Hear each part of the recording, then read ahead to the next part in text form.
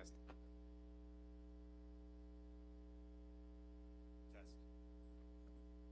Test. Test. Test. Test. Test. Test. Test. Test. Test.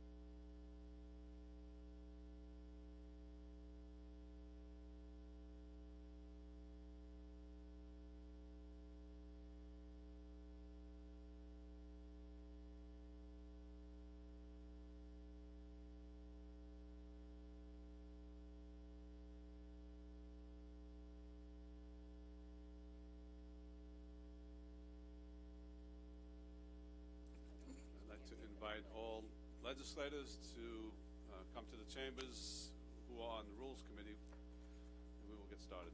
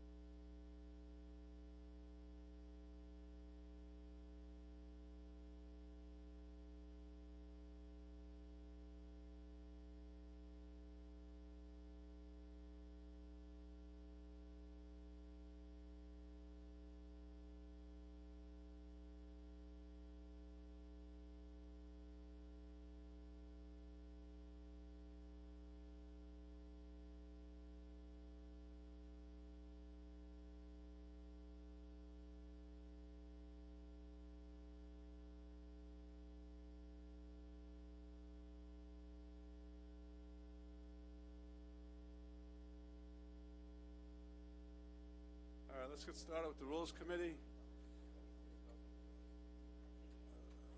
Would you please all rise and ask Legislator Laura Schaefer to lead us in the Pledge of Allegiance?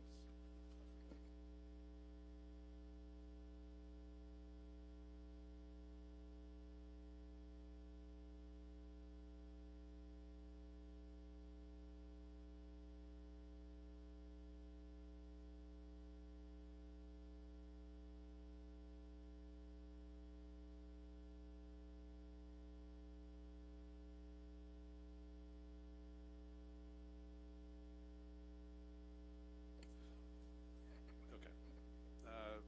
Mike, please call the roll.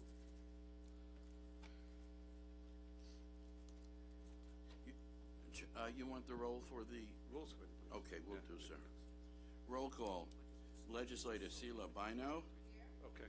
Legislator Delia Dirigi-Witten. Legislator Szilagyi is voting, is subbing for Delia. Thank you, sir. Ranking Member Kavan Abrahams. Legislator Laura Schaefer. Legislator John Giuffre. Here. Vice Chairman Howard Copel. Chairman Richard Nicolello. Here. We have a quorum, sir. Okay, thank you. I do note that we have received a number of slips for public comment. This is the Rules Committee now, and today we'll be having committee meetings. The comment on committees is restricted to items that are before the committee. We have a full legislative meeting coming up in 2 weeks, at which time there is a public comment section before the full legislative meeting begins, and at which time members of the public can speak about anything that's on their mind. But again, comments at this meeting are restricted to the items that are on the agenda. All right, we have contracts first. I'm going to call the following contracts: A25, A3, A4, E1, and E1. These are resolutions authorizing the Commissioner of Shared Services to execute a purchase order or blanket purchase order between the County of Nassau and Solar Glass and United AG and Turf. It's also a resolution authorizing the County Executive to execute a personal services agreement between the County and Gannett Fleming. I need a motion to put those on the calendar. Deputy Presiding Officer Copel, seconded by Minority Leader Abrahams.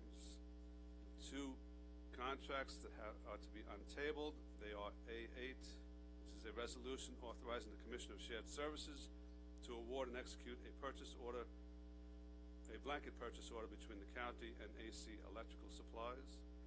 And E137 is a resolution ratifying the Commissioner of Shared Services award and the county executive's execution of a personal services agreement between the county and Maximum U.S. Services, Inc. Motion to untable by Minority Leader Abrahams, seconded by Deputy Presiding Officer Copel. All in favor of untabling these two contracts signify by saying aye. Aye. Those two are untabled, and we have to table one of the contracts we just called, which is E123 with Gannett Fleming Engineers. The Inspector General has not yet completed her review of this contract. So Legislator Schaefer makes a motion to table that contract, seconded by Legislator Bino. Any debate or discussion? Actually, there's no debate or discussion on the motion to table. All in favor of tabling signify by saying aye. Aye. Those opposed? That contract is tabled. So the first one we're going to hear about is with the Comptroller's Office. It's E140 with Maximus U.S. Services, Inc.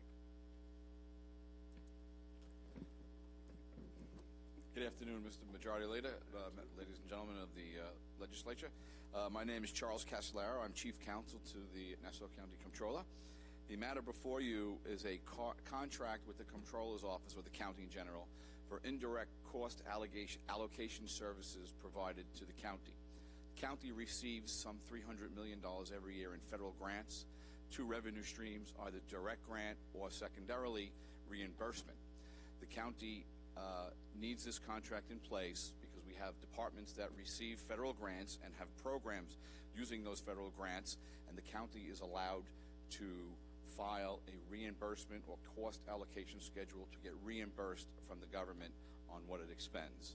This contract for the fee of $26,300 a year has the potential to reap the county many millions of dollars in federal reimbursement. An example is the Department of Social Services uses this contract, is awarded federal grants and has federal programs, and they usually receive $2 to $3 million back in return in reimbursement. So this contract is needed. It's integral to the federal awards that the county receives, and we've asked that it be approved. And thank you for the presentation. You're welcome. Any questions on this contract, Maximus? This is the item E-140. It's a contract with Maximus U.S. Services.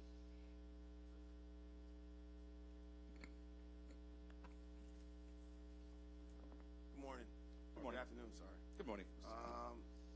So when we were looking at what the vendor provided in the business history form, and one of the things that we were concerned about is the civil litigation by the U.S. Department of Justice's 2021 pertaining to census-related work. I don't know if you're familiar with that. We are. If I just for the record, it looks like the investigation is regarding the company's call center quality assurance and reporting requirements. And we just wanted to find out, one, I mean, it sounds like you are familiar with it. And then, obviously, two, not too sure if the Inspector General had an opportunity to opine on this particular issue. But more importantly for your purposes, for hearing from you today, do you feel that the vendor or this contractor will be able to provide the services under this contract with that issue in mind? I do, Mr. Minority Leader. This is a nationwide company. From time to time, companies that size do run into issues, and we received a statement from Maximus's counsel that denies each and every one of these allegations, and they are defending it. The Inspector General's office has cleared the contract to be brought before us today, and we feel that this won't impact on the county, on their ability to be good vendors for the county. Okay. The Inspector General provided something? You have something, Inspector General? I didn't see that, that's why. You said the Inspector General, the Nassau County? Yeah, this was presented to the Inspector General, and then it was the Inspector General's office, and then was cleared to come before this committee today. You want to come up, Jody?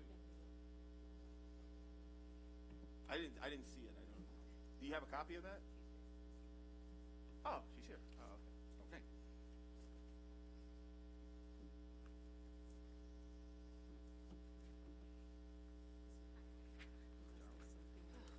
Good afternoon. I'm happy to take your question, Minority Leader Abrahams. Oh, I'm sorry, Jody Francis, Inspector General. No, Joey, I just wanted to make sure. What we do have, I guess, from your office is that you reviewed or investigated, but I didn't know if you put together, did you compile any report or anything like that, or you just basically provided a one-pager? We provided the page that indicated that the reportable results, any reportable results, were addressed with respect to this contract, and the vendor as well. We did an integrity review as well. Okay. Okay. So if I'm looking at this correctly, I think I see what you're talking about. It's a one-page document that indicates that it has been reviewed or investigated, and then as it pertains to documents provided to the Office of the Inspector General in connection with the proposed contract identified above, it says with results, comments as noted below. The vendor's disclosure forms are expired. The Chief Procurement and Chief Officer was notified. That's all I have. Is there something else I should have? That was the first contract review statement. Between the date we sent that to today, those reportable results that we listed were all cured by the administration, by the vendor as well. Okay, that's what I'm asking. Okay, so we usually send on the day of the ledge meeting, the rules meeting, we send a list to you so that it's easier for all the contracts whose reportable results are addressed. Okay. So that way you have it at your So fingertips. that part I guess I don't have, because then that probably leads why I'm asking these questions to this gentleman. Yes. He doesn't know what I'm talking about. So all right, Yes, so- and my so- apologies, I don't normally send it to each legislator because I feel No, like you you guys are send it really to busy. So I sent it to your staff. Okay, so we should have it, guys. We should have it. Okay.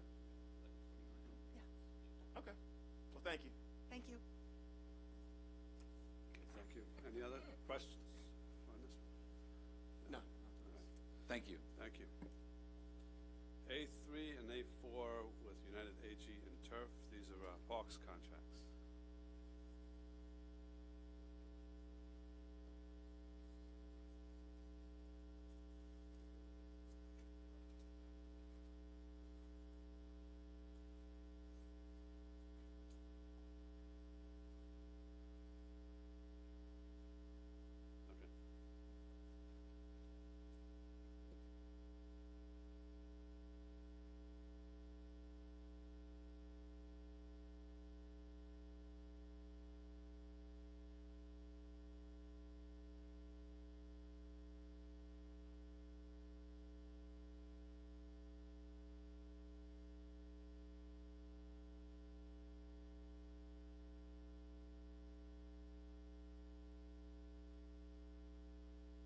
Okay.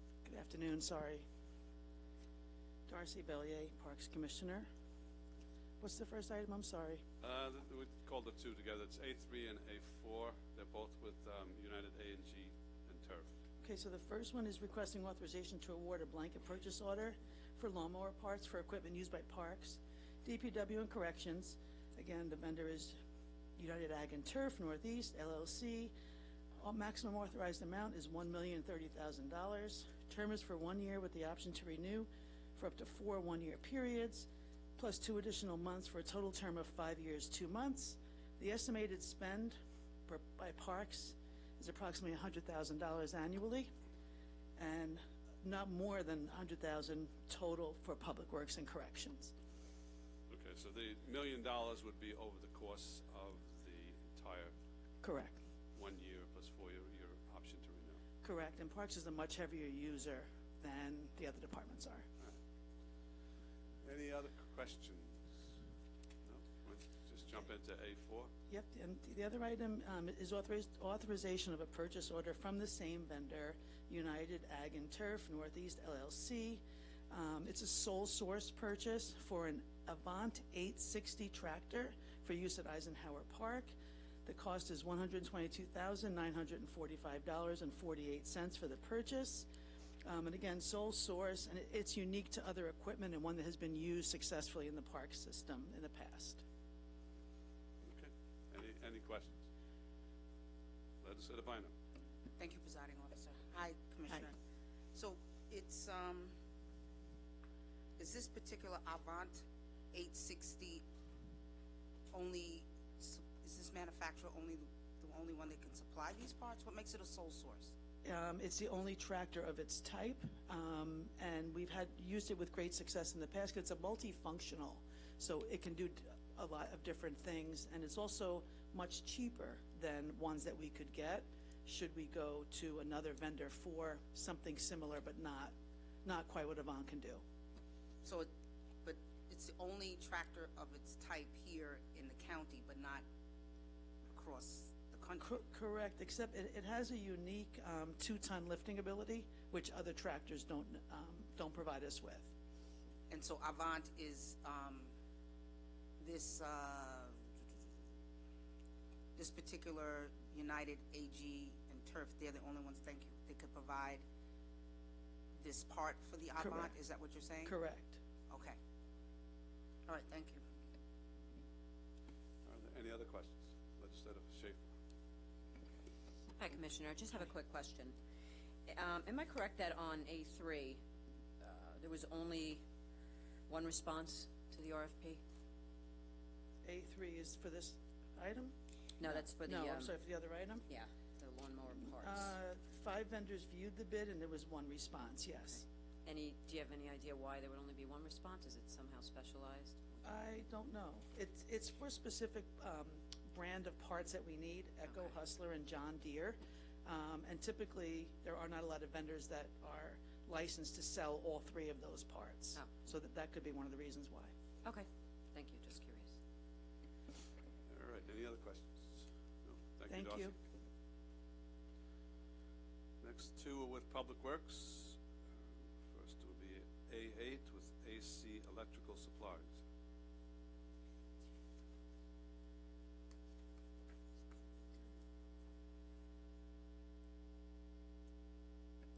Good afternoon, Ken Arnold, Commissioner of Public Works. A25 is a blanket order service contract to supply and/or install glass and plexiglass windows.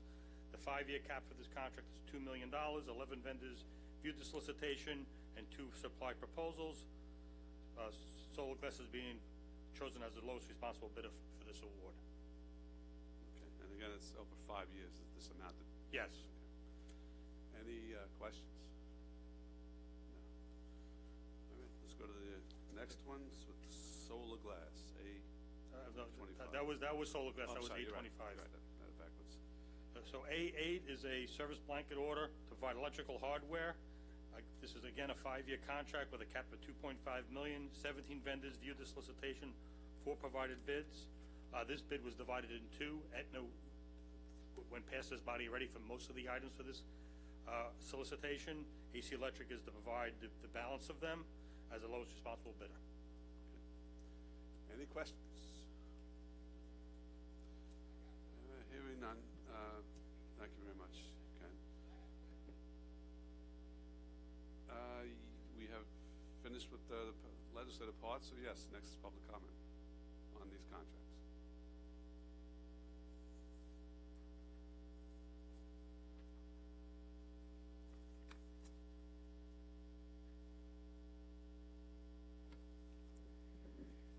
Meta J. Meriday, I'm just concerned again, and we're in 2023, and unfortunately the catchphrase for this year is embellishments, but anyway, the concern that I have, and again, with kind of the lack of any discourse that the public can have access to as to how these contracts are determined. As soon as I sit down, I'm hearing about a company that's getting major funding, my tax dollars, and there have been allegations, and it's just kind of like, oh, well, yeah, these things happen. It's a national company, so sometimes they have issues, and, you know, everything seems to be, you know, honky-dory.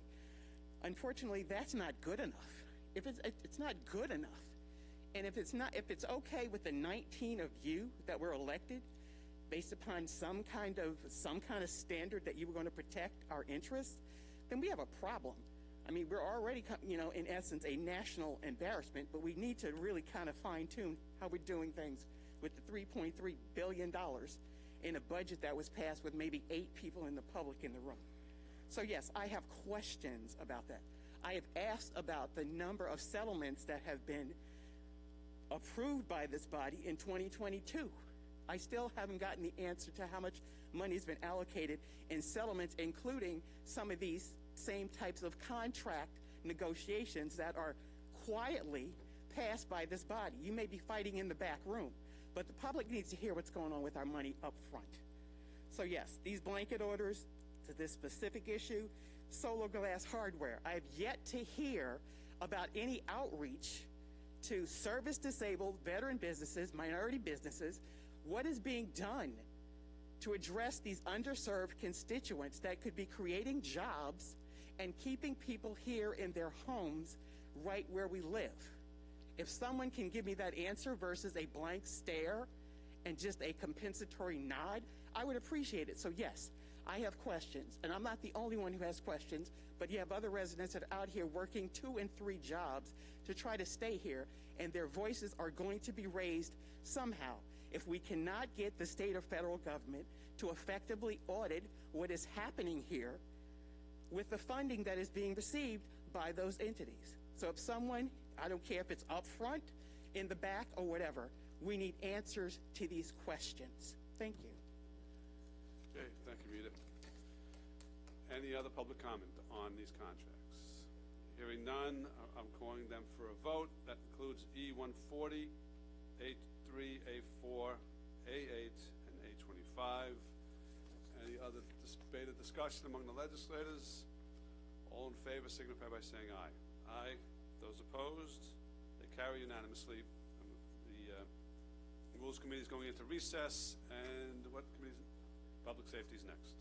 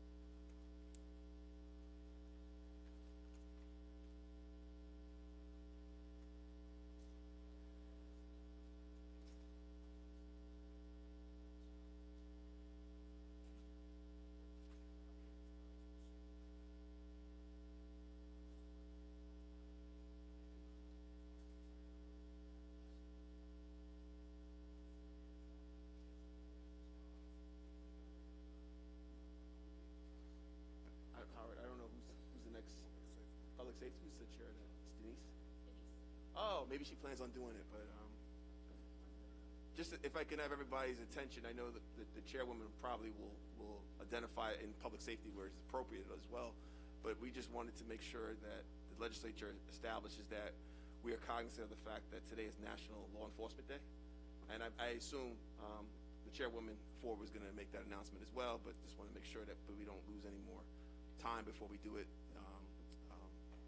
acknowledge it today. But thank you.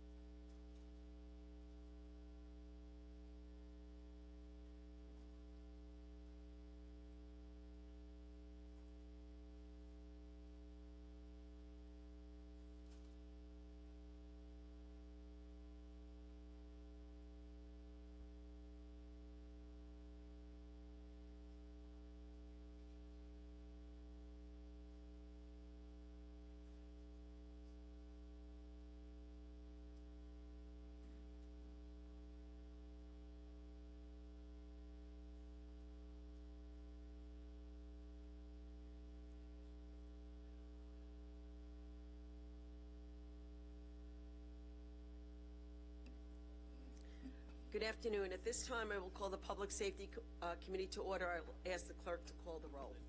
Thank you, ma'am. Legislator Debbie Muley. Legislator Sheila Bino. Ranking Member Joshua Lafazan. Legislator John Ferretti. Here. Legislator Mazi Palib. Here. Vice Chairman Rose Walker. Chairwoman Denise Ford. We have a quorum, ma'am. Thank you very much, sir. Before we start the committee and we call the items, I just want to acknowledge that today is Law Enforcement Appreciation Day. So I think I could speak on behalf of the members of the Public Safety Committee, our appreciation for the work that our law enforcement does, not only in the county, but all throughout the state and everywhere. So thank you to all that serve and risk their lives on a daily basis. All right. There are a couple of items on the agenda today, which is, the first one is clerk item number 8-23. Clerk item 8-23 is an ordinance supplemental to the annual appropriation ordinance in connection with the district attorney. May I have a motion? Moved by Legislator Walker, seconded by Legislator Ferretti. The item is before us. Good afternoon, sir. Good afternoon, Chairwoman, legislators. Dennis McDermott, Assistant District Attorney. This is an appropriation of $114,300 on a grant respecting motor vehicle theft and insurance fraud prevention. It was awarded by the New York State Division of Criminal Justice Services. There's also a grant that is given to the police, but for the district attorney's efforts, we target medical mills and auto body shops that are suspected of no-fault fraud, and we emphasize undercover investigations, and most of this, if not all, goes to salaries. So you would actually then send like ADAs or your private investigators? We have a team of investigators. We have a unit designed for that, and yes, they would go undercover. Wow, thank you. All right, any comments, questions from the ledge? No?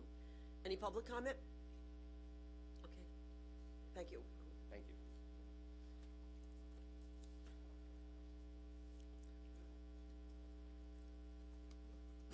Mita J. Maraday, just in terms of this grant, because a number of these grants, when I hear about it and they come and they speak about it, they say that largely it's tied to salaries and benefits. I'm just curious as to if any part of that, any portion of that is geared towards, you know, public awareness, not the identification of undercover officers. I get that. But if this type of scenario, which is important, is this project here incorporating the issue with the catalytic converters, or is that separate, or is it also including equipment for these officers to do public safety? You know, we can promote that we hire more officers, but half of them are still riding shotgun and beat down patrol cars. So I'm just asking about a supply aspect that's also a problem within the police department. So is that incorporated in this, and awareness of the public being notified as to certain things that are going on so they don't get cheated to begin with, that kind of thing. So I'm just trying to hope that in 2023 we can focus on being more proactive, consumer protection versus residents coming and talking about things that they can see going on and we don't have the resources to address it. Thank you. Thank you. And just to let you come up, you could probably, sorry, Nita. Okay. Just quickly, this grant is only for the district attorney's office. Right. Separate ones are issued to the police. I do not know how they do it. The proceeds from this grant is used mostly by our investigators for undercover investigations. So that would be that they would use it behind the scenes. But you bring up a good point, because I think that, you know, when we educate the public, you know, we currently now have, you know, the police department has sent out about telling people to make sure when you're pumping your gas that you take your keys with you and you lock your car, because people are getting so you see that campaign starting up. Right. When they were talking about the catalytic converters. So we need to make people more aware of the crimes that are being committed, because, you know, a lot of times you can prevent crimes. If you remember, you know, like even for me, I never thought when I was pumping gas that somebody would actually could come and just take my car, you know. Now I know that when I'm pumping gas, I have my key with me, and so they can't go. Like, there's no way that the car's going to go without the key in the car. So but it is important. And you bring up a good point that I think that we need to make sure that we get the tools necessary. And I know with the police cars and a lot of the equipment, we're just waiting on the capital plan to go through so we can fulfill those obligations. And do we have an idea when that capital plan is coming through? Because now we have officers that are 2 and 3 in one beat up car. I believe we should be getting it by the end of this month, right? Yeah. Okay, great. Thank you. Perfect. Thank you. Oh, go. Legislator Walker. Nita, I just wanted to add to that also. I know that I could probably say for all the legislators, but you know, we do, whether it's e-teams or newsletters, you know, sometimes my newsletter is focused on public safety, and I try to make my residents aware of so many of those things that are out there that are happening, what they can do to prevent it, or at least hope it doesn't happen to them. Sometimes with all the things we do, even as far as fraud and letting people know about fraud issues, I just had an issue where, you know, my bank account was involved in a fraud situation. So sometimes it happens to us, even though we know what we should be looking for, it happens. But the more we can educate all of our residents on all of those little issues is very important. And I know we do try to do it in any way that we possibly can. Yes, So. just as long as we're looking and we're moving forward. Sometimes it's the small details that are kind of more important and more productive. But most important, if we can't get cars just to be in areas that are known speed traps, particularly where we are in Baldwin and near Southern State Parkway, because the officers, like, literally, we're 2 and 3 in a car that's now almost 10, 12, 15 years old. We don't have enough equipment to leave a beat-up car to hopefully slow down speeders. I mean, the number of fatalities by us is on the increase. So we really have to think proactively about saving lives and incorporating whatever resources we can to increase the number of crossing guards that we have there so that we can get more officers to patrol the streets and the highways and protect our neighborhood. So I appreciate your responses. Thank you very much.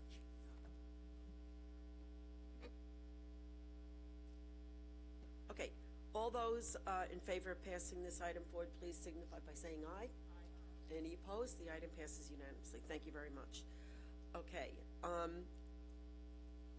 we're gonna jump around a bit, but, we have one item that's gonna be untabled, but I'm gonna wait, we'll, go to the addendum because it's in connection with one of the items that's on the addendum, if that's all right with everybody, okay?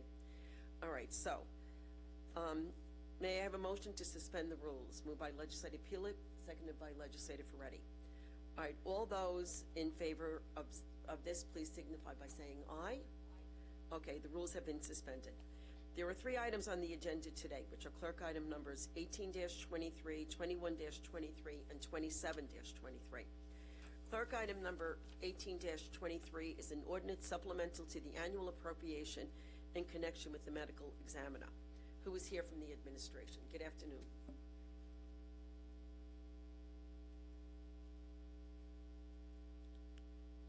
Good afternoon, Chris Nolan, Office of Management and Budget.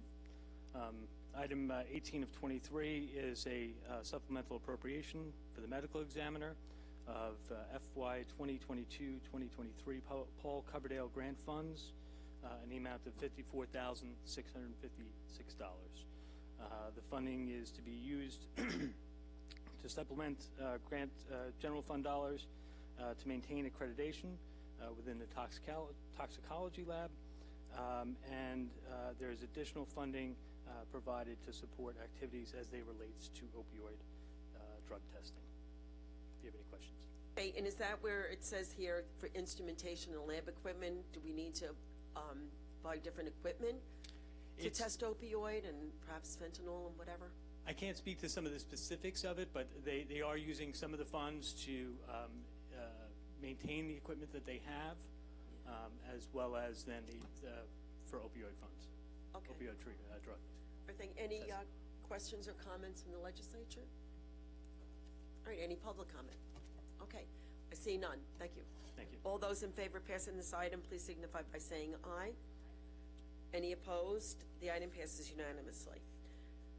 Okay, clerk item numbers 27-23 is an ordinance supplemental. Oh wait, I'm sorry, jumping ahead. Clerk item, thank you, Messi. Clerk item number 21-23 is an ordinance supplemental to the annual appropriation ordinance in connection with the police department. Who's here to speak? Oh wait. Yeah, have a motion. Yeah, it's not in here. Okay, by Legislator Pilip, seconded by Legislator Walker. Good afternoon, sir. Good afternoon, William Field, Inspector with the Police Department. Item 21-23 is 2 supplemental appropriations. The first one is from funding received from the COVID-19 CARES Act.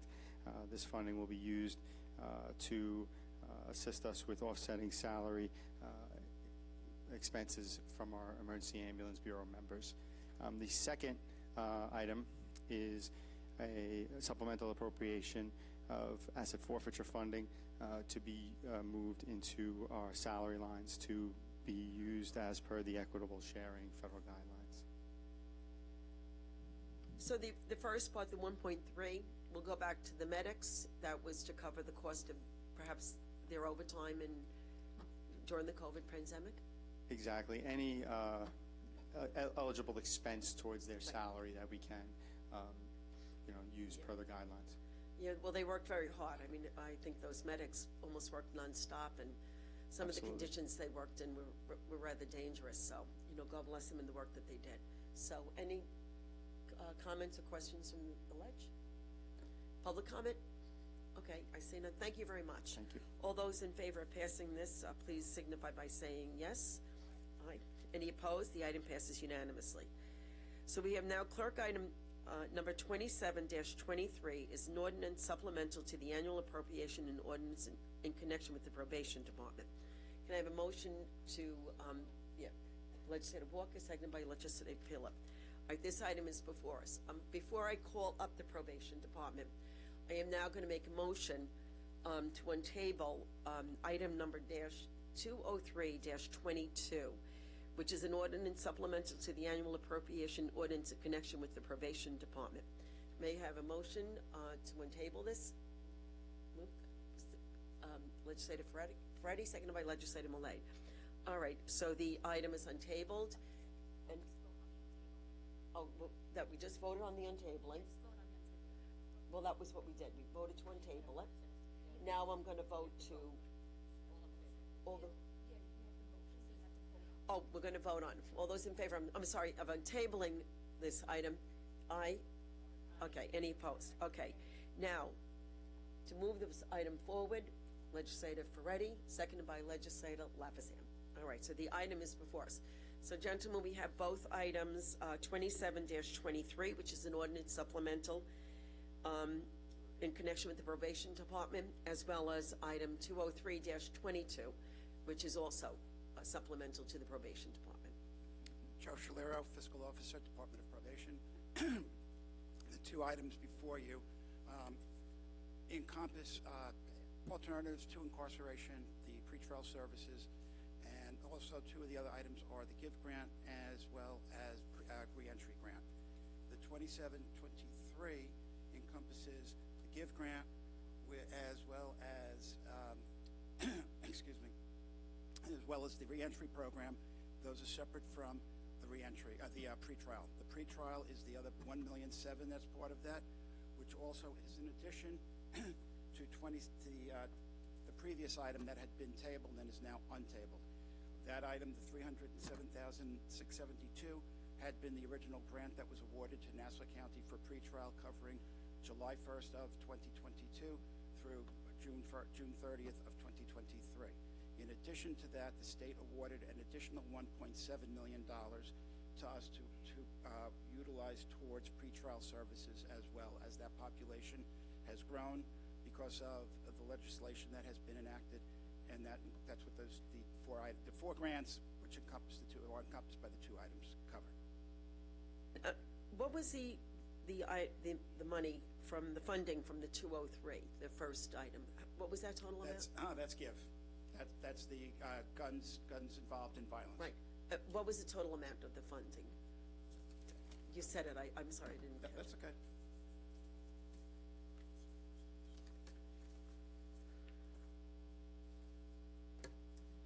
GIVE is $192,084. The 203 and the reentry is $201,270. $201,272 is a pass-through that goes through probation to parole to fund reentry services for released prisoners. And so those two items fall under the 203-22, right? The 2723. Oh, that's okay. All right, thank you.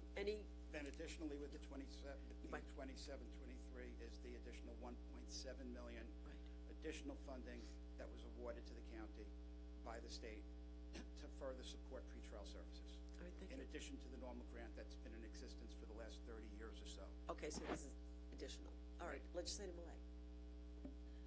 Thank you, Madam Chair. The legislature had tabled that one item. Were the services provided despite the fact that the... It's a mandated program. Okay, so that had no effect on the actual services no happening? effect on providing the services. It's mandated. We have to provide the pretrial services. Basically, what happens is the defendants are ordered to appear to the district court office for pretrial services, and that's where they don't have normal probation supervision as if they had been sentenced to pretrial, but it's an impetus program for probation for Nassau County to stay in contact with those defendants and keep them in contact with the law enforcement program. Okay, thank you. Legislator Bido. Thank you, Madam Chair. Good day. Is there somebody who could speak to programs? Juliet?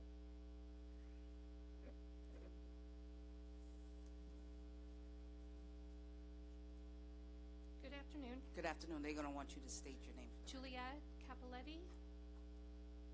Thank you, Juliet.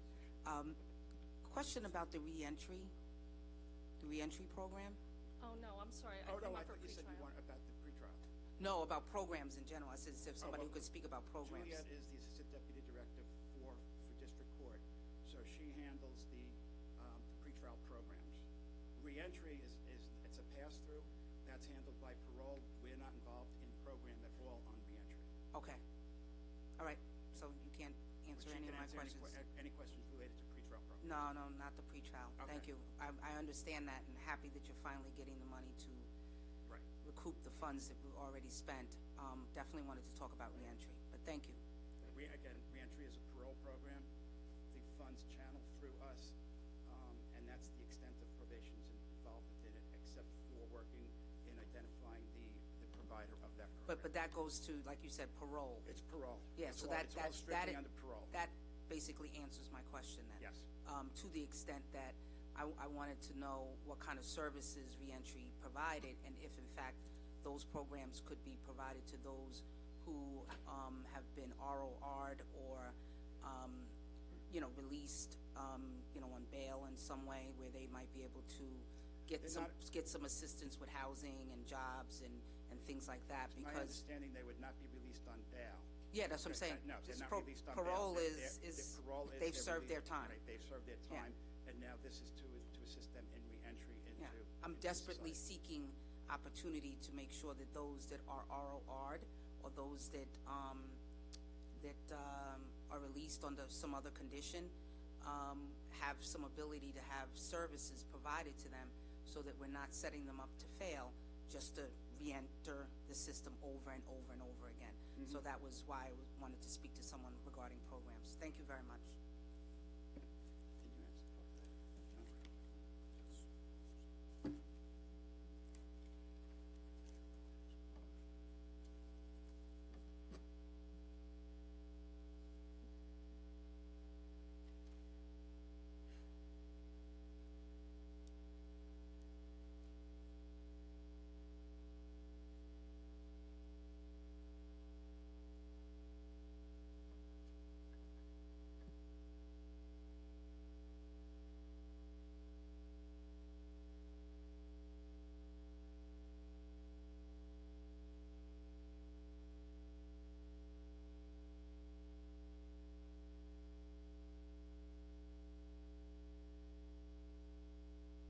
Sorry about that. We had a, thank you very much.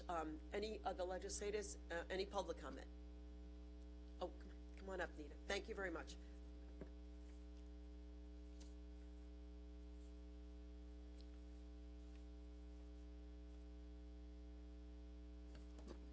Yes, good afternoon, Mita J. Maraday.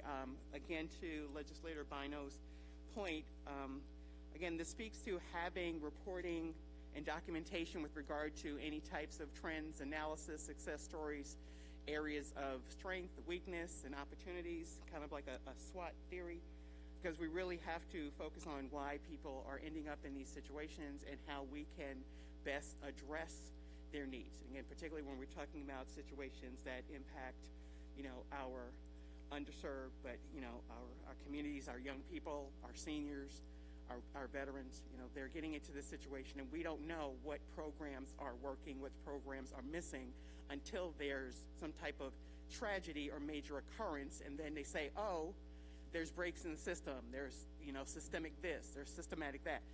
If we have an idea, because these programs are already in place, that this speaks to this is what is working, this is what is needed, if the tax dollar supported county legislature or government entities cannot address it, then we need to branch out, broaden our scope, and bring in those private sector organizations and entities to address it.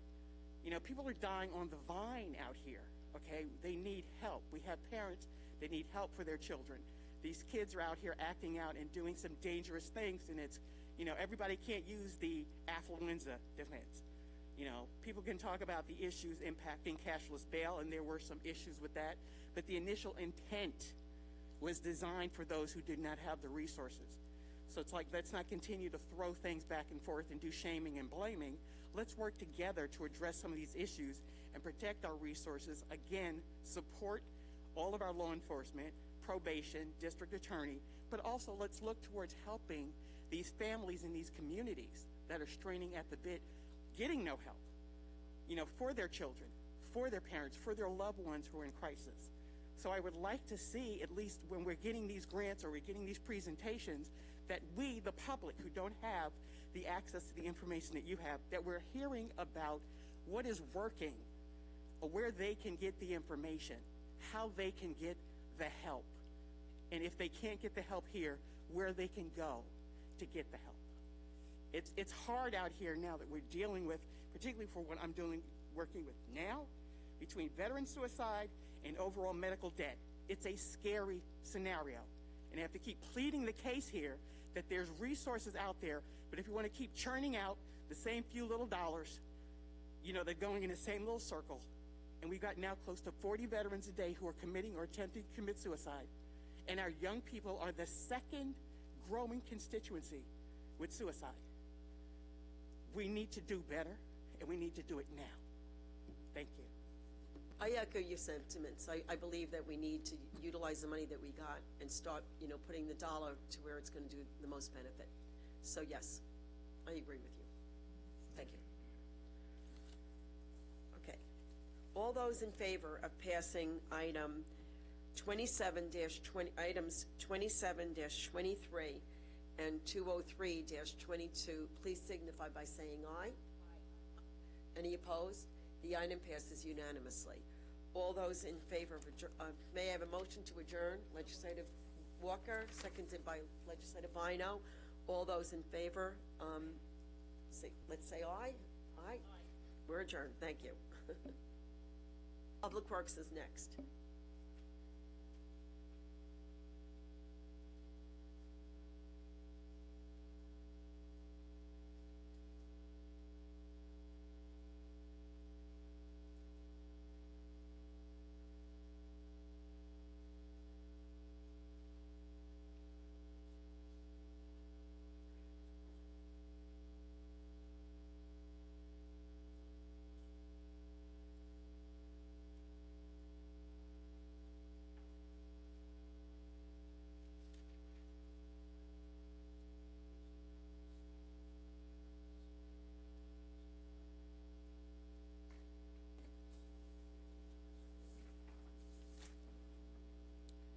John Giuffre, where are you, buddy?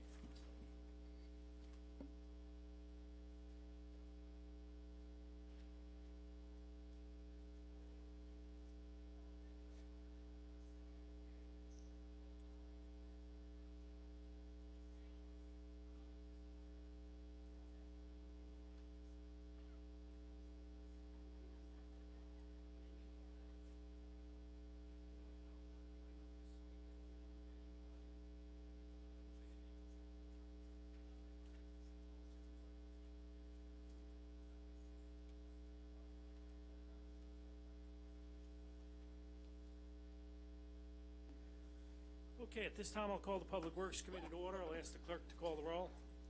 Thank you, sir. Legislator Carrier Solage. Legislator Arnold Drucker. Ranking Member Sheila Bino. Legislator James Kennedy. Legislator Laura Schaefer. Vice Chairman John Giuffre. Here. Chairman C. William Gayro III. Present. We have a quorum, sir. Thank you. So there's one item on the agenda today, which is Clerk Item 11-23. Clerk Item 11-23 is an ordinance supplemental to the annual appropriation ordinance in connection with Public Works. May I have a motion? Moved by Legislator Schaefer, seconded by Legislator Solage. The item is before us. Hello, Commissioner Arnold. Happy New Year.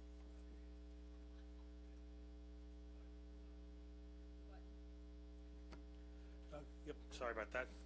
So item 1123 is a supplemental appropriation associated with our annual program for transportation planning. The 2022-2023 Unified Planning Work Program is for $965,000 with funding coming from the federal government. This funding is used by the department for labor associated with the development and implementation of the regional transportation plan.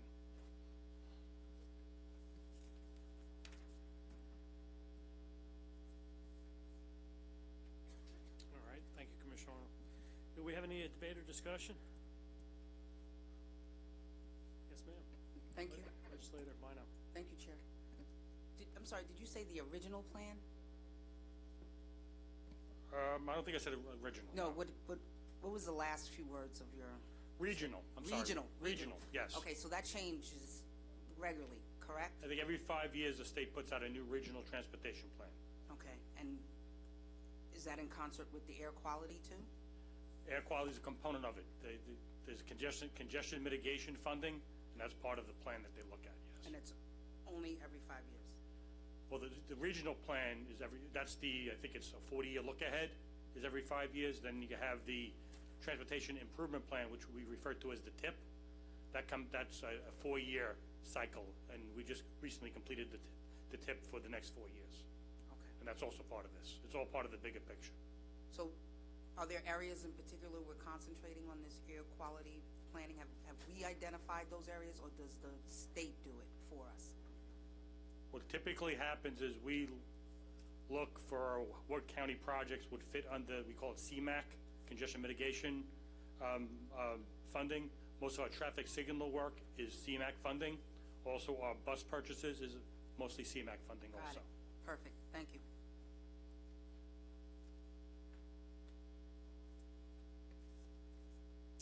And those buses, they're operating on natural gas, which is less fumes, and that's how it kind of qualifies? Less emissions. Less emissions. Yes. Gotcha. Okay. And natural gas, and then that's why we're looking towards the next phase of zero emissions, which is electric buses or hydrogen. Okay. Natural gas is considered low emissions. Good. Thank you.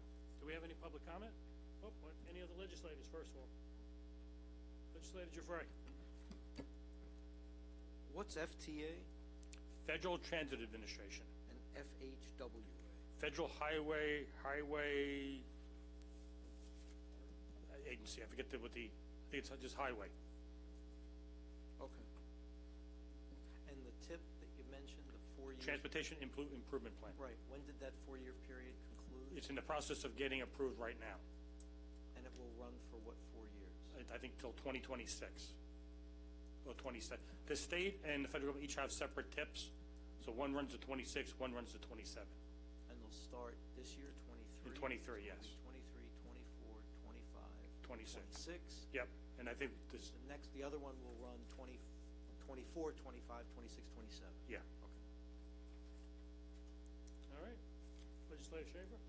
Sure. Hi, Commissioner. Just one quick question. Our electric buses, we have some running out there already. Is that right? We have some on order. None are running yet. They're not running yet. Okay. Do you have any idea when they're going to start running? I thought that was not supposed to 100%. I'd be guessing at this point. Okay. I know that they were ordered. I know we also have to build the infrastructure for charging them. That's an ongoing item with Nice Bus as we speak. Okay. I think we're at least a year out. Okay. Okay. Thank you. Any public comment?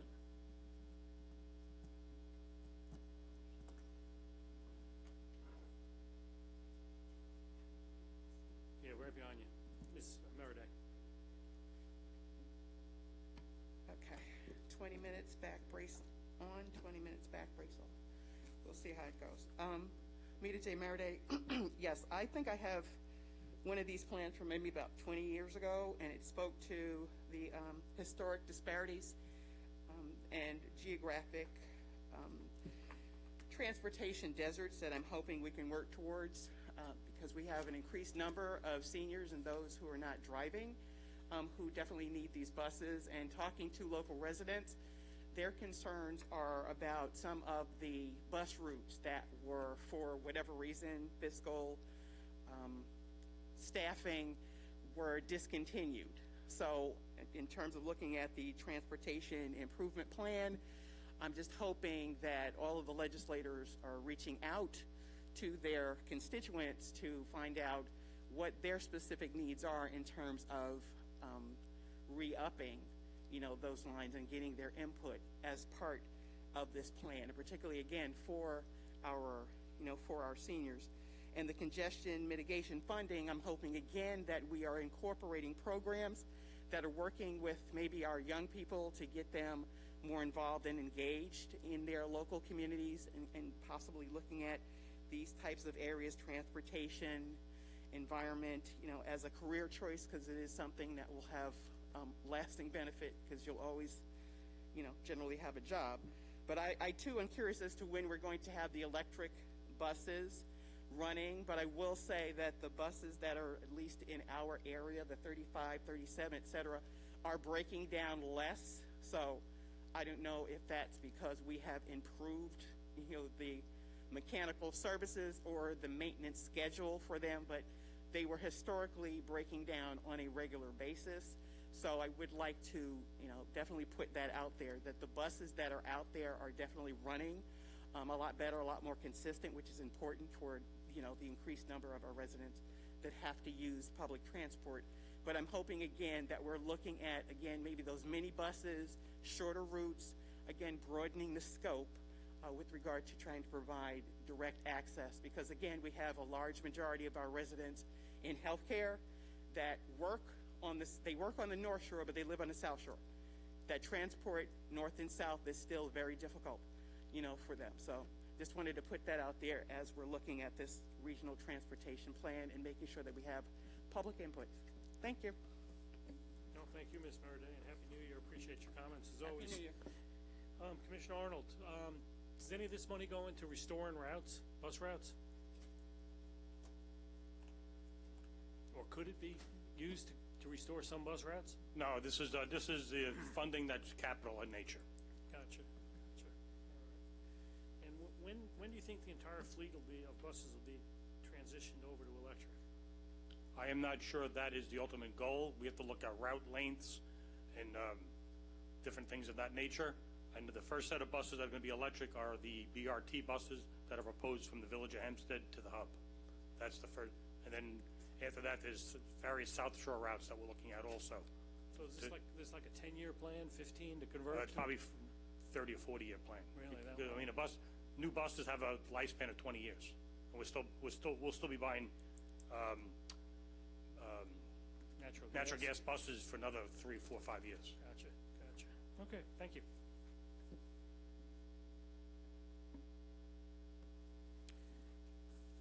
Okay, all in favor, please signify by saying aye. No one's opposed. Okay, this item passes unanimously. There is no other business before this committee, so may I have a motion to adjourn? Moved by Legislator Giuffre, seconded by Legislator Drucker. Thank you. All those in favor?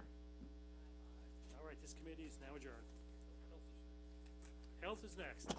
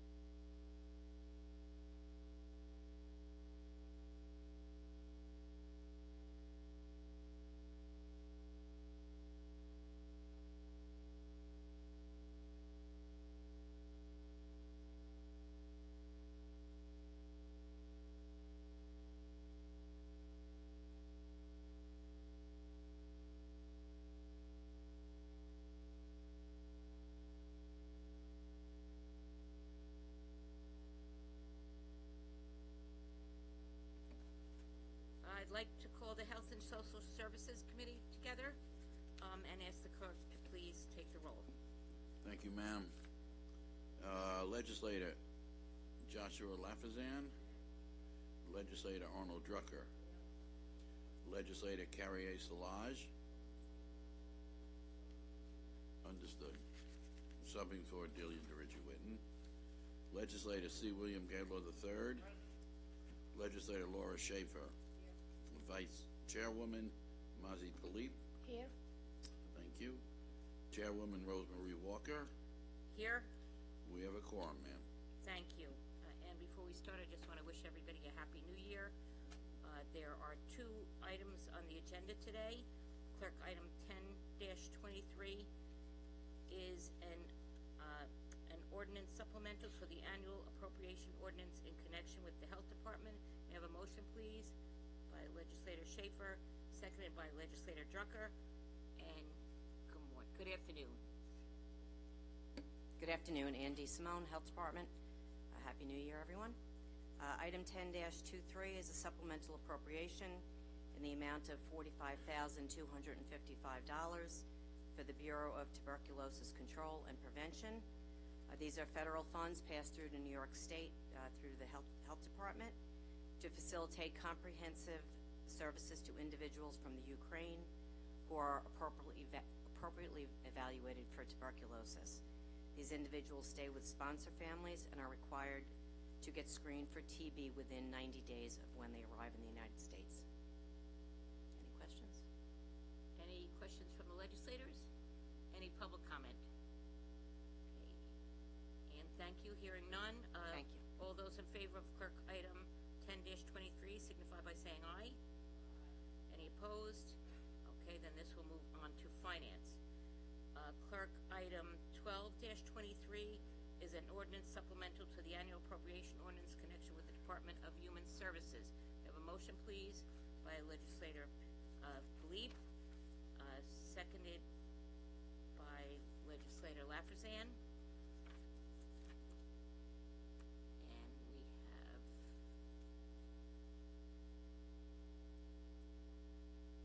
could just push that button.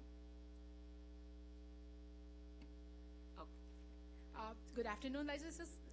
This is Seema Zaki, Department of Human Services. I have 4 items under 12-23, annual supplemental appropriations. The first item is for methadone maintenance treatment for the period January to December 2023 for $5,045,475. And this is to provide methadone maintenance, base treatment, and provides clients with necessary medical treatment, counseling, psychiatric services for women and children's programs, and HIV services. The second item under the clerk item is appropriation for $22,708,845. It's for the annual period of from January 1st to December 2023. The program provides outpatient services for chemical dependency services, which is outpatient services, gambling treatment and prevention programs, medically monitored withdrawal and stabilization programs. The funding is from OASIS, which is Office of Addiction Services and Support for the Support Services. The third item is from the Office of Mental Health for the period January to December 2023. It is the appropriation for $4,178,047. This program provides wide range of mental health and chemical dependency clinic treatment programs for children. And the last item is again from New York State's Office of Mental Health. It is an appropriation for $14,668,324. This is for the Adult Services Division of the department. Is responsible for a wide array of programs and services to individuals with mental health, illness, or chemical dependency disorder. These are all state and federally funded annual grants, and that's what it is. And each of these grants are we work with other organizations that help us in these areas. Yes, legislator. This is all, especially the children's and the Office of Mental Health, Children and Adult, and chemical dependency, which is $22 million. This is all subrecipients. Like this goes through to the organizations, nonprofit organizations. Okay, could we just get a list of every one of those organizations? Sure, sure. Just for each and every one of us, you know, especially now, things are much more back to normal with COVID, and, you know, especially with dealing with mental health issues and opioid use, and, you know, during that time, things, you know, really, where we were getting somewhat of a grip on things, they've really gone downhill, and we really need to get those back, you know, and do much better in that respect. And, you know, and a lot of our young people have issues now with, because they were in such, you know, isolation and just dealing with a lot of things during that time. You know, we always think our kids deal with things great, and sometimes they don't always. So I'd just like to know those organizations, and then we can see how those organizations feel that we're doing and what can we do better. Especially for all the chemical dependency programs, we get a state aid letter which specifies who gets what organization gets how much funding, whether it is gambling or outpatient. It's very detailed breakdown of who's getting what amount of state aid. So we will provide the state aid letter for all the chemical dependency programs, and Office of Mental Health, we will again provide the funding and all the detailed breakdown and the list of providers that are receiving this funding through us. Okay, thank you. Any other questions or comments from the legislators? I have a question. Sure. So, if I'm to get this right, these 4 programs, which seems like most of the money is going towards, excuse me, some kind of chemical dependency program, the majority of the money, because I only see 4 gambling treatment prevention programs, and it looks like all the rest has some relation to opioids, drugs, chemical dependency. It's $50 million. Do we have a problem in Nassau County with drug dependency, drug use, opioid addiction? Legislator, this is $22 million. This is an annual grant for many, many years.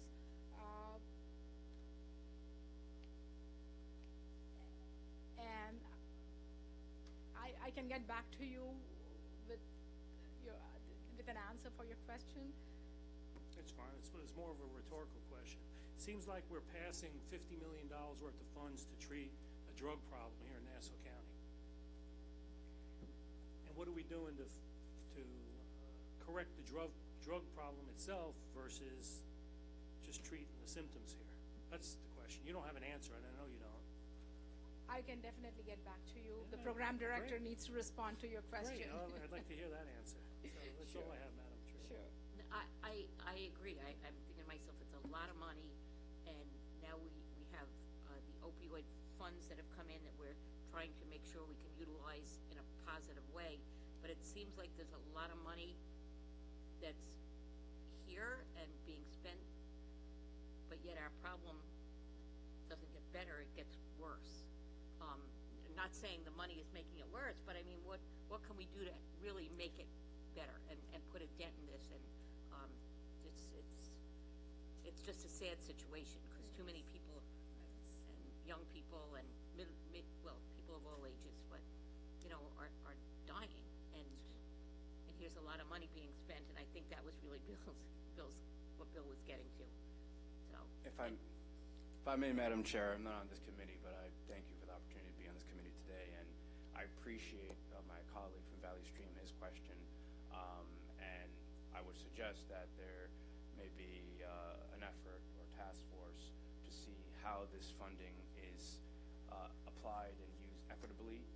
There's a quote by Frederick Douglass that says it is far more easy to correct children than to fix broken men and women. And so I would like to see an analysis to see how this money is being distributed equally throughout the county to all programs.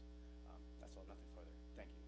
no, and that's why I'd like to know, like, all the programs, whatever, you know, are some really working great and others aren't so great?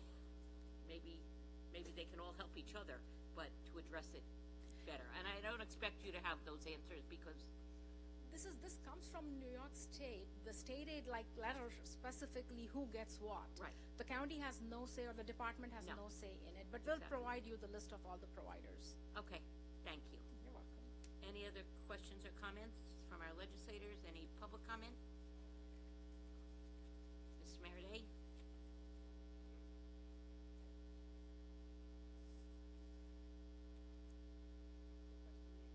Chemical dependency includes alcohol. Yes, okay. All right, that's part of the answer to the question right there. They have bunched together the chemical dependency umbrella that includes not only drug use, but also alcoholism. So that includes prescription drugs, the increase of legal drugs, illegal drugs, and alcohol. So having worked when there was a Nassau County Department of Drug and Alcohol Addiction, that's where I interned, that's where I worked, that's where my mother worked and set up programs, including the Stop DWI program, working with the Nassau County Jail. I can speak with authority and credentials, not embellishments, that there is a significant drug problem in this country and in this county. $50 million is a drop in the bucket for the types of research, resources, and support services that families need to address these problems. And if you live on the South Shore, especially where I live off of exit 20, where you hear on a regular basis about someone with a drug-induced or an alcohol-induced scenario running into someone or running off the road, this is an issue that needs to be addressed. So whatever resources, agencies, organizations, we have to step up and address this issue. I've heard this body speak about the fentanyl and the Narcan. I've witnessed in the 3rd District where they literally had to revive someone who was taking drugs. Fortunately for him, he was right up the block from the precinct, so they could get the equipment to save his life. So when we talk about this, let's make sure that you all who are making the decisions that are impacting the residents of this county are aware and understand the importance of providing this and more to address those issues and the mental health concerns of parents who have no place to put their adult child who has mental health issues. They're just getting over-medicated and then designated back to the parents. And then when somebody dies, when innocent parties become victimized, then we want to say, what happened? How did the system fail? So it's almost like I take affront to having, and I understand where you came from with that question because I know your heart and your commitment in the community, but we really have to look at, we got to take the blinders off now and do what we need to do to address this issue. So it's not just, oh my God, these illegal drugs are out there and it's like NIMBY, not in my backyard, because it's in everybody's backyard, front yard, and within their home, within their family, within their community. And we have to stop the nonsense of ignorance and act like we don't know this is happening and work together to address it. As I said, our underserved and precious cargo, our children, our veterans, and our seniors are dying. We have to do better, and it has to start now. Thank you. Thank you, Mita. Any other questions or comments from the public? Okay, hearing none. All those in favor of clerk item 1223 signify by saying aye. Aye. Any opposed? Then this will move on to finance also. There's no other business before this committee. We have a motion to adjourn by Legislator Schaefer, seconded by Legislator Szilagyi. All in favor of adjourning signify by saying aye. We are adjourned. And Finance Committee is next.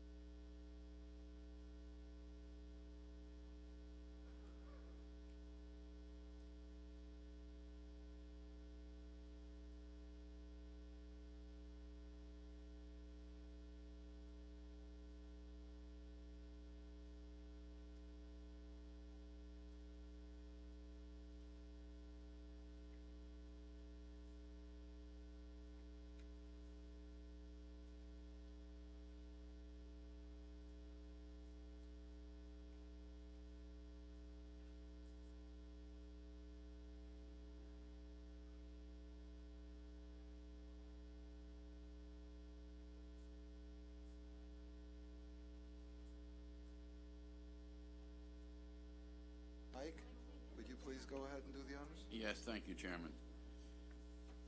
Finance roll call, Legislator Joshua Lafazan, Legislator Carrie Solage, Ranking Member Arnold Drucker. Is Arnold here? Absent. Okay. Legislator Rosemary Walker. Here. Legislator Thomas McKevitt. Here. Vice Chairman John Ferretti. Chairman Howard Copel. Here. We have a quorum, sir. Thank you.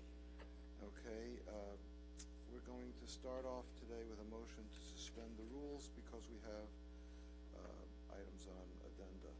And it's moved by Ms. Walker, seconded by Mr. McKevitt. All those in favor of suspending the rules, please so signify by saying aye. Aye. Any opposed? Rules are suspended. Now we have a number of items that are consented to by the majority minority, having gone through previous committees, and there's no need for further debate or discussion. I'm going to read those all together, and those would be numbers 8-23, 10-23, 11-23, 12 of 23. Now on the first addendum, we have 18 and 21 and 27 of 23. Let's see if we have any more. And 203 on addendum 2, number 203 of 22.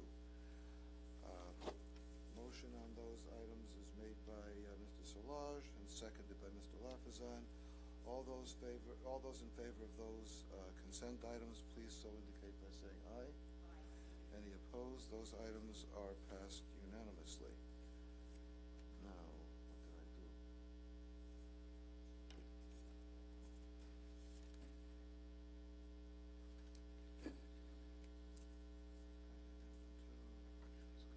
All right, give me a moment here, please. Okay. Now, number 9 of 23 is an ordinance in connection with Office of Management and Budget. And the motion is made by Mr. Ferretti and seconded by Mr. Lafazan. Good afternoon. Chris Nolan, Office Management and Budget. Item 9 of 23, excuse me, supplementally appropriates funding from the state, from the ILS statewide expansion of Harold Herring, in the amount of $4.4 million. All right. Any questions? Comment on this item? All right. Hearing none. All those in favor, please so indicate by saying aye. Aye. Any opposed? That item is unanimous. Do you have any others with us today? No, I don't. Okay. Thank you. Okay. Now, number 19 is a resolution authorizing a transfer of appropriations within the budget. Motion by Ms. Walker, seconded by Mr. Solage. Who's here for the administration on that? No one. That would be number 19. Transfer. Okay.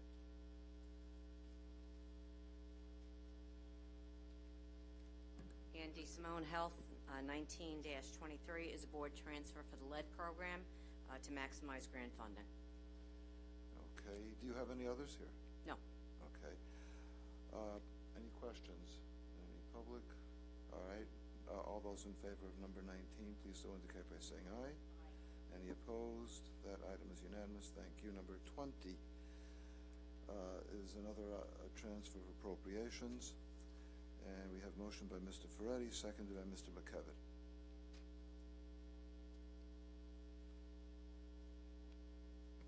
Good afternoon, William Field, Inspector with the Police Department. Item 20-23 is to transfer $1,400 in salary to Fringe to maximize grant reimbursement. Thank you. And do you have any others? No. No, sir. Okay. Any questions? Any public comment? All those in favor of that item, please so indicate by saying aye. Aye. Any opposed? That item is unanimous. Let's see, we're done with this. Okay, all right, out of order, I'm going to call several items which are which belong together. Those would be items number 28, 29, 30, 31, and 32. Motion by Mr. McKevitt and seconded by Ms. Walker.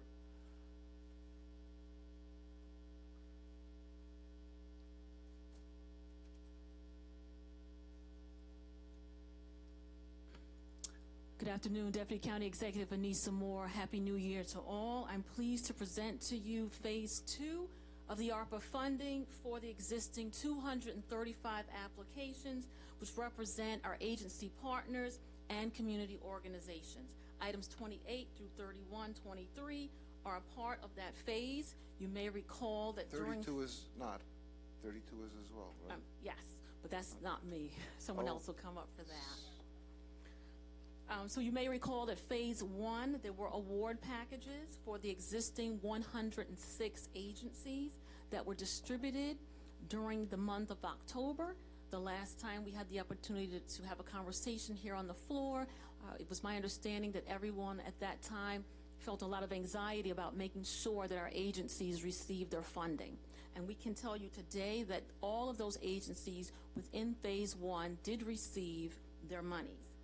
I'm pleased to report that now we have an incredible synergy between the Comptroller's Office, the Budget Office, along with our two consultants, Adora and Haggerty, along with the CE staff, so that we could expedite this process and present these resolutions to you today. So I thank you in advance for your support. I'll take questions at this time. Do we have any questions? All right, any public comment on these items? Thank you very much. Thank you. And number 32? Ken? Good afternoon, Ken Arnold, Public Works. Item 32 is also part of the ARP funding. This is allocating funding to water districts for dealing with emerging contaminants. Item 288-21 that this body approved back last year was similar, but it gave the management authority to the Long Island Water Conference. Long Island Water Conference, after it was approved, did not want to do that work. So this item is strictly the same thing, but would be managed by DPW. Okay. Anybody, any questions? Any public comment on this item? Thank you, Ken. Thank you. Okay, all those in favor of items 28 through 32, please so indicate by saying aye. Aye. Any opposed? Those items are unanimous. Now, we have a few other items that are going to require executive session. Those would be, let's see here.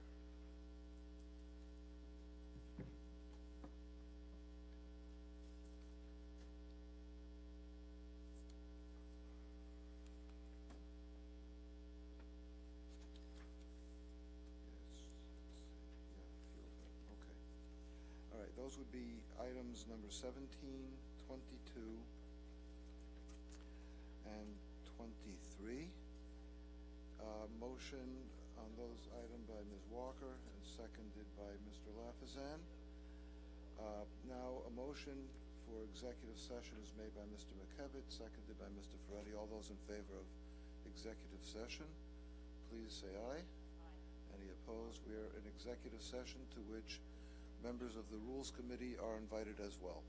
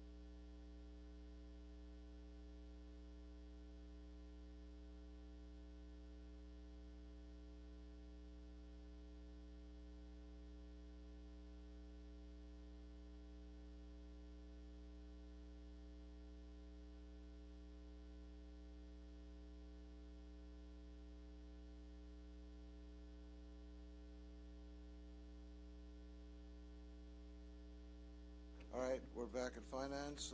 We're back from executive session.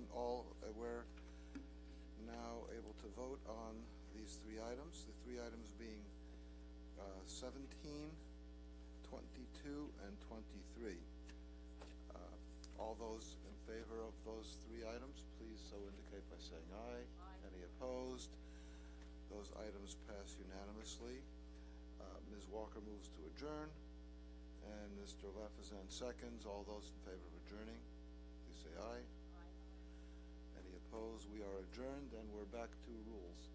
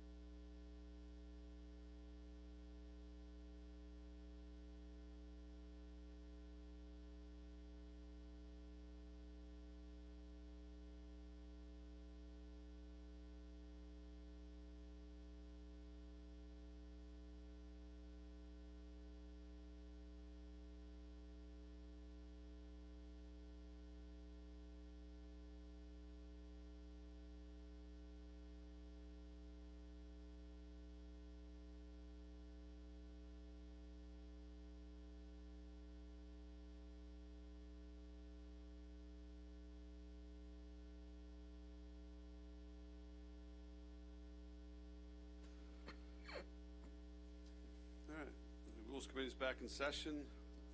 First thing is a motion to suspend the rules, moved by Legislator Schaefer, seconded by Deputy Presiding Officer Copels. All in favor of suspending the rules, signify by saying aye. Aye. Those opposed?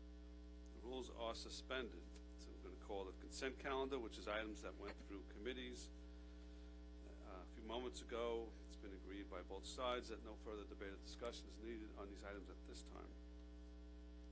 Number 8, 9, 10, 11, 12.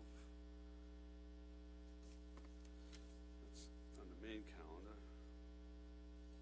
On the first addendum, 17, 18, 19, 20, 21, 22, 23, 27, 28, 29, 30, 31, 32.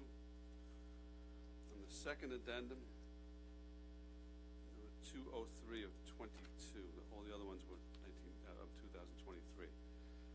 So again, those are all the items that are on the consent calendar. Any further debate or discussion among the? Well, yeah, good point. Motion by Legislator Bino, seconded by Legislator Dufresne. Any further debate or discussion on these consent items? Hearing none, all in favor signify by saying aye. Aye. Those opposed? Carries unanimously. Going back to the beginning of the calendar, the first 7 items are all CRPs, 1, 2, 3, 4, 5, 6, 7 of 2023. These are all resolutions authorizing the county executive to execute intermunicipal agreements with various municipalities for various purposes. Motion by Deputy Presiding Officer Copel, seconded by Legislator Szilagyi. Any debate or discussion? Any public comment? All in favor signify by saying aye. Aye. Those opposed? Carries unanimously. Next we have 2 more CRPs, 13 and 15. These are resolutions, again, authorizing the county executive to execute intermunicipal agreements with various municipalities for various purposes. Motion by legislator Dufresne, seconded by legislator Schaefer. They're before us. Any debate or discussion? Any public comment? All in favor signify by saying aye. Aye. Those opposed? Carries unanimously. Item 16 is a resolution to rescind resolution number 83 of 2022 and return 2 donated ambulances to the Hicksville Fire Department, Fire District. Motion by legislator Schaefer, seconded by legislator Dufresne. Any debate or discussion on this item? Any public comment? All in favor signify by saying aye. Aye. Those opposed? That carries unanimously.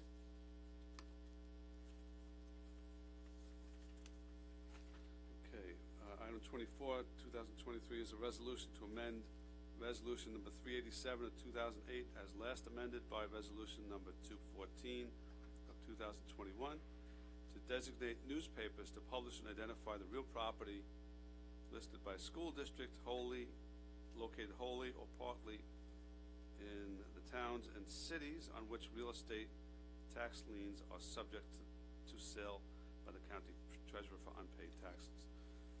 It's a mouthful. Legislator Bino makes that motion, seconded by legislator Solage.